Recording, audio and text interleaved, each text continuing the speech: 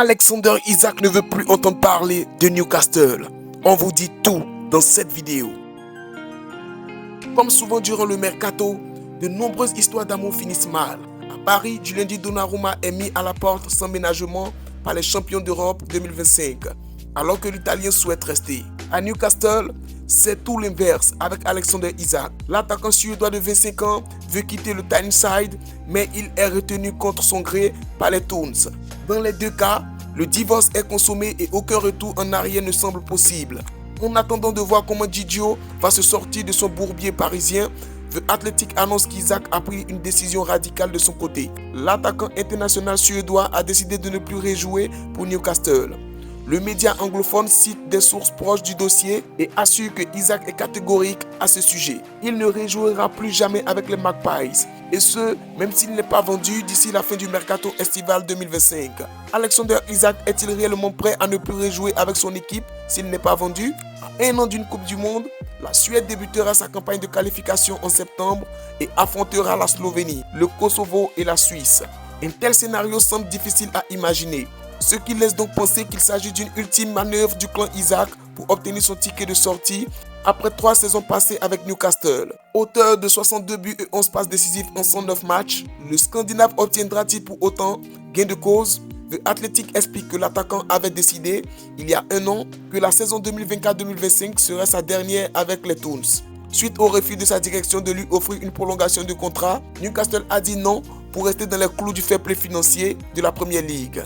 Il en aurait ensuite informé son coach Eddie Howe, mais ce dernier est resté inflexible. Il est ici, il a évidemment un avenir à Newcastle. De notre point de vue, nous aimerions le retrouver, mais il faut que la situation soit favorable pour que cela se produise. Il y a un sentiment au sein de l'équipe selon lequel quelque chose ne va pas dans l'intérêt du groupe, déclarait l'entraîneur anglais le 9 août dernier. Pour rappel, il reste à Isak encore 3 ans de contrat et pour le moment, la seule chose assurée, c'est que le joueur ne sera pas de voyage à Birmingham pour la première journée de la Première Ligue contre Aston Villa.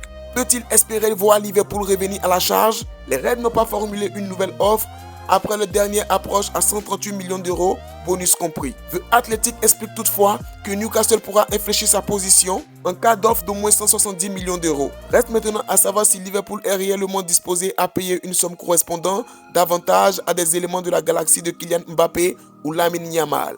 Alors dites-nous dans les commentaires, pensez-vous que Alexander Isak fait le bon choix en quittant Newcastle maintenant?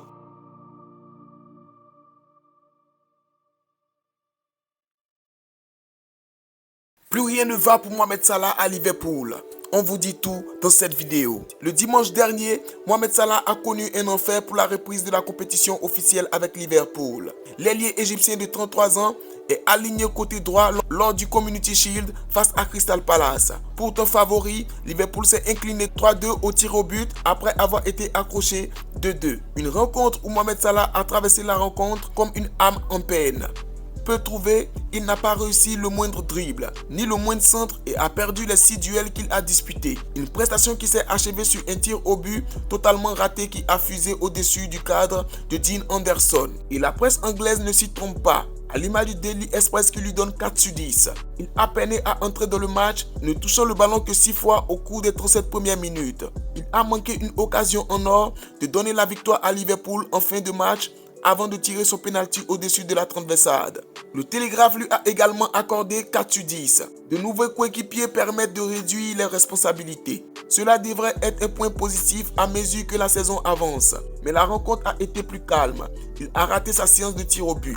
De son côté, le coach Armstrong n'est pas inquiet et estime qu'il va falloir du temps pour que Liverpool trouve la bonne formule. Nous avons remplacé 4 joueurs. Il faut du temps, soit pour s'adapter offensivement ou pour s'adapter défensivement. Victime de la réorganisation offensive de Liverpool, Mohamed Salah devra donc retrouver son meilleur niveau au cours des prochaines semaines. Une forme après laquelle il court toutefois depuis un petit moment. En effet, depuis début mars, Mohamed Salah n'a marqué que 4 buts et délivré une offrande sur les 13 derniers matchs qu'il a disputés.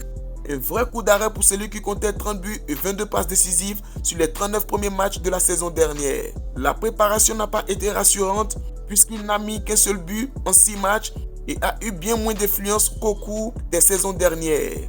Alors qu'il a fêté ses 33 ans le 15 juin dernier et qu'il a été prolongé jusqu'en juin 2027 en avril dernier. Mohamed Salah inquiète avant le début de la saison de la Premier League. Une situation qu'il tentera de corriger dès ce vendredi et le début du championnat contre Bournemouth. Et vous, pensez-vous que Mohamed Salah a toujours le niveau d'évoluer à Liverpool et surtout en Premier League? Dites-le nous dans les commentaires. Du côté de l'Italie, l'Inter de Milan lâche l'affaire pour Ademola Lookman.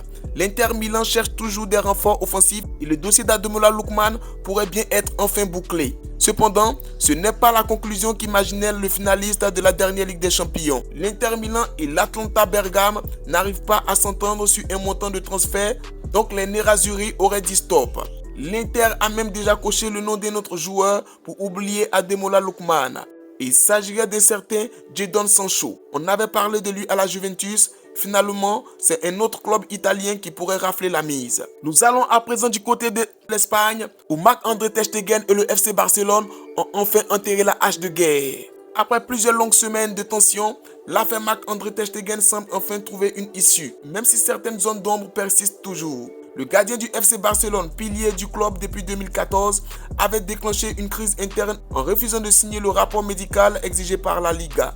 Ce document devait permettre d'officialiser son absence après une opération au dos et d'enregistrer la recrue estivale Joan Garcia. Ce refus interpellé comme un blocage volontaire avait provoqué une réaction immédiate de la direction. Retrait du brassard de capitaine, suppression de son profil du site officiel, ouverture d'un dossier disciplinaire. Des rumeurs avaient même circulé, l'accusant d'avoir aggravé sa blessure pour éviter un transfert, accusation que l'Allemand avait fermement démentie. En toile de fond, une incompréhension profonde entre le joueur et ses dirigeants sur la gestion de sa communication, jugée maladroite et nuisible à l'image du club. La tension est montée d'un cran lorsque des sources proches de la direction ont laissé entendre que ter Stegen mettait ses intérêts au-dessus de ceux du FC Barcelone. Mais dans le vestiaire, plusieurs cadres ont pris sa défense, estimant qu'il restait un leader et un exemple à l'image de Gavi qui avait déclaré « Marc est une légende du club et nous devons le respecter ». Le président Joan Laporta, conscient du climat délétère, a fini par se rendre au domicile du gardien pour un entretien honnête et franc. Les deux hommes ont abordé les blessures, les malentendus accumulés et l'avenir sportif qui semble compliqué au vu de la concurrence. De cette rencontre est née une fin de crise. En effet, ter Stegen a finalement accepté de signer le rapport médical, le club a mis fin aux sanctions et le brassard lui a été restitué. Une trêve qui tombe à point nommé alors que la saison démarre très bientôt et que la stabilité du groupe est cruciale pour le Barça. Ce dimanche 10 août, avant le match amical contre Com au Johan Cruyff Stadium, ter Stegen s'est exprimé publiquement au micro du club. Son discours long et chaleureux a commencé par un bonjour à tous. Merci beaucoup d'être venu au Johan. Il s'est poursuivi par un appel à l'unité. Je crois qu'il a été important de régler le problème entre le club et moi. Il est temps de regarder vers l'avant. Le portier a rappelé l'exigence de la saison à venir. Remercier les coéquipiers partis, saluer l'arrivée des recrues et assurer de son soutien pour faciliter leur intégration. Avec ces nouveaux joueurs, nous serons plus forts et je suis sûr qu'ils s'intégreront rapidement dans ce vestiaire, a-t-il affirmé. Enfin, il a tenu à remercier le coach des Blaugrana, Hansi Flick, ainsi que son staff pour la saison précédente. Ils nous ont rendu un football très beau, une intervention qui, derrière l'enthousiasme affiché, laisse poindre l'idée que le conflit a été réglé et profond et que son évocation publique pourrait aussi être, malgré tout, l'amorce d'un futur départ dans les prochains jours. Pour l'heure, l'Allemand ne retrouvera pas les terrains avant 2026 et devra se concentrer sur sa rééducation. Le Barça, lui, attaque une saison dense avec la nécessité de maintenir l'unité pour viser des titres, et notamment la Ligue des Champions.